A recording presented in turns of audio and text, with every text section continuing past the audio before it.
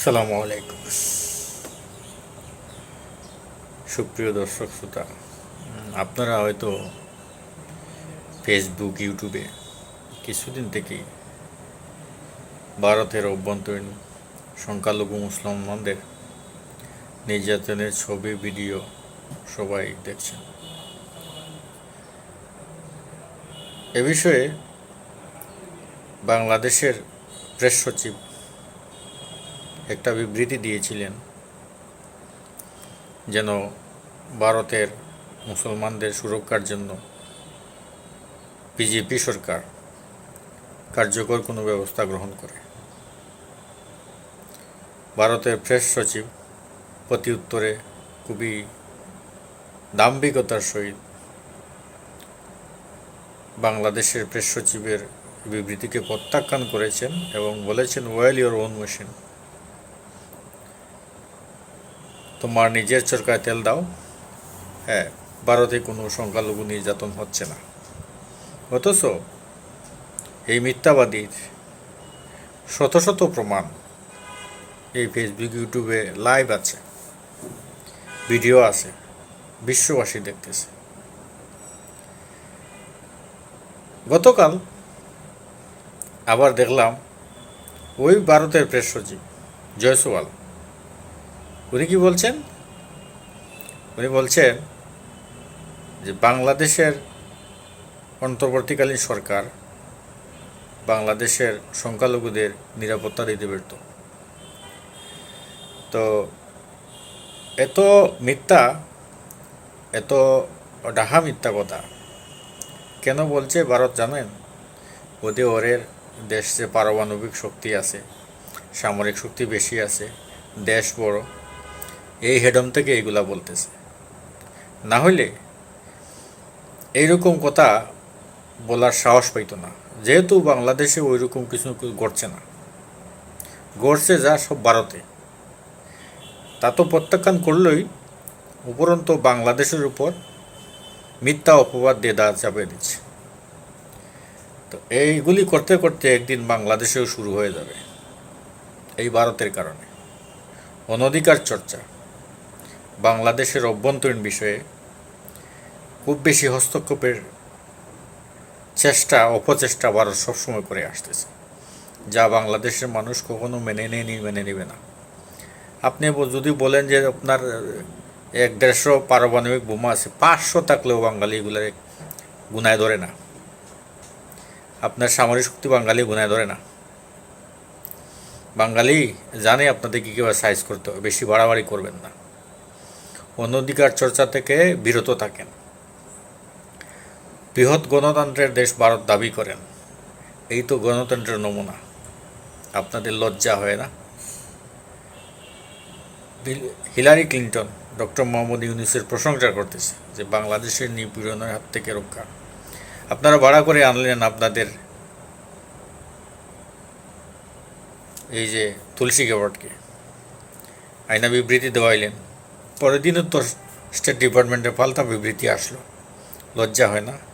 100 জন প্রভাবশালী নেতার মধ্যে ইউনূস আছে, আপনাদের মোদি তো নাই। লজ্জা হয় না? এত সব সংখ্যালঘু নির্যাতন হচ্ছে, লজ্জা হয় না? হাত পা বেঁধে আমেরিকার থেকে পাঠিয়ে দিচ্ছে, লজ্জা হয় না? আপনাদের কিছু কিছু ইউটিউবারের কথা শুনলে বোঝা যায় যে আপনারা জানি কোন সেটের ভালো হয়ে গেছেন সারা পৃথিবীতে। আসলে আপনারা কিছুই হন নাই, আপনারা সভ্যতায় সভ্য মানুষ হতে পারেন নাই। পৃথিবীর সবচেয়ে ঘৃণিত দেশের তুলনায় ভারত আছে, বাংলাদেশ তো নাই। এবার বুঝেন মানুষ হিসেবে আপনারা কেমন জঘন্য। আর থন আপনার সামরিক ক্ষমতা, আপনি যুদ্ধ কয়টা করবেন আর কয়টা দখল করবেন, কিন্তু পৃথিবীতে মানসম্মান নিয়ে আপনারা বাঁচতে পারবেন? সেই সেই সেই সেই অ্যাডাম তো আপনাদের নাই, আপনাদের মানসম্মান তো নাই।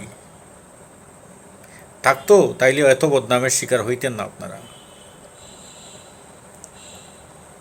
এই আধুনিক যুগে কোনো দেশ কেউ দখল করতে যায় না, আপনার পাশের দেশ চায় না। কত শক্তিশালী, আমেরিকা ভয় পায়। দেখেন তো কোন দেশের সাথে তার সম্পর্ক খারাপ।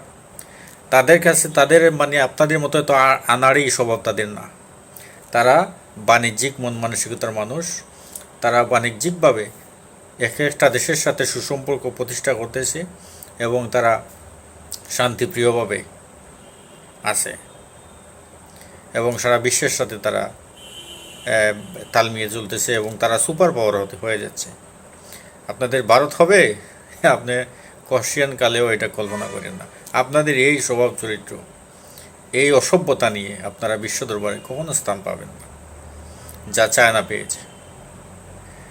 এখনও শিক্ষা নেন চায়নার কাছ থেকে। আশেপাশের দেশগুলোর সাথে ভালো ব্যবহার করেন। আশেপাশের সব ছোটো বড়ো দেশ তো আর আপনার বাবার সম্পত্তি না, বা আপনি চাইলেও জোর করে দখল করতে পারবেন না। তাহলে কেন এগুলা করতেছেন? এই সমস্ত অসভ্য আচরণ করে আশেপাশের দেশের সাথে আপনাদের বৈরী সম্পর্ক করতেছেন, আপনাদের চাণক্য নীতি প্রয়োগ করতেছেন। এগুলো করে কোনো লাভ নাই, বদনামের শিকার হইতেছেন। আর পাকিস্তান, বাংলাদেশ, কাশ্মীর মনে করছেন যে পানিতে ধুয়ে গুলিয়ে গিলে ফেলবেন?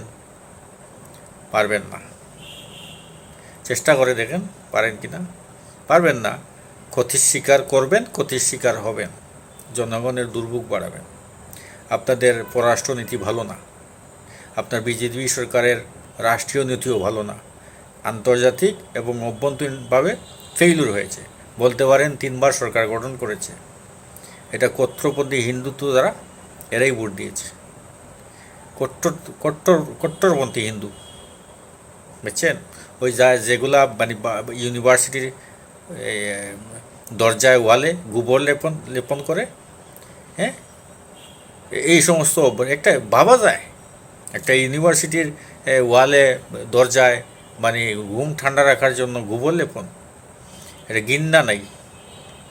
মানে ইউনিভার্সিটি তো এরকম অসভ্য অভদ্র লোক আছে, ভাবা যায়? তো আপনাদের কাছ থেকে ভালো কিছু আশা করা যায় না।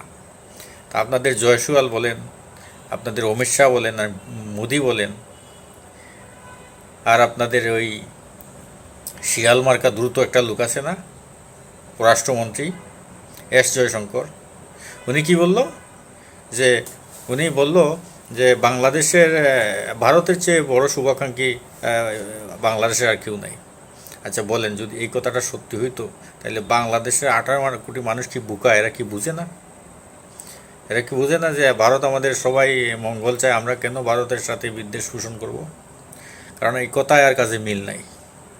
কথায় কাজে মিল দিতে পারলে 54 বছর থেকে যে দেশকে আপনারা মানে বিভিন্নভাবে আপনারা উপকৃত হচ্ছেন, ব্যবসা নিচ্ছেন, আপনারা নিরাপত্তা পাচ্ছেন, একদিক থেকে আপনারা ব্যবসা পাচ্ছেন, এই দেশটার সাথে আপনারা অযথা লাগালাগি করতে গেলেন কেন?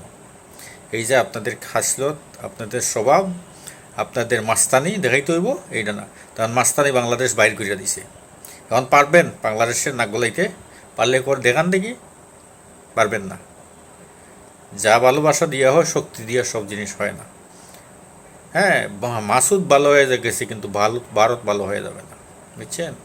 হ্যাঁ, ভালো হতে পারে, ভারতে অনেক ভালো ভালো লোক আছে। আমি বিশেষ করে দেখলাম তো এই ওয়াকফ সম্পত্তি নিয়ে যে একটা আইন পাশ করার দিকে গেছিল বিজেপি সরকার, কিন্তু সেখানে দেয়াল হয়ে দাঁড়িয়েছে আপনার কংগ্রেস। এবং ভারতের অনেক শিক্ষিত, অনেক সোশ্যাল সামাজিক ব্যক্তিত্ব কিন্তু ওইটার বিরোধিতা করছে, মুসলমান নির্যাতনের বিরোধিতা করছে। হ্যাঁ, ওইটা তারা প্রতিরোধ করার চেষ্টা করছে। এই সমস্ত লোককে তো আমি মন্দে বলতে পারি না, এরা তো নিশ্চয়ই ভালো। কেন? ওদের কাছে আপনার ওই যে সাম্প্রদায়িক দাঙ্গা, হ্যাঁ, অপর ধর্মের উপর গিয়া টর্চারিং করা, এগুলি ওরা পছন্দ করে না। এরা হইল প্রকৃত শিক্ষিত। আর বাংলাদেশকে অপবাদ দিবেন না। এটা বাংলাদেশে আপনাদের রয়্যাল সদস্য আছে, 1-1.5 কোটি হিন্দু আছে, এদের কাছেও তো খবর আপনারা ভালোই জানেন এখানে কি হচ্ছে না হচ্ছে। তারপরেও একটা মানে চাপায় রাখার জন্য এগুলো বলতেছেন আর কি।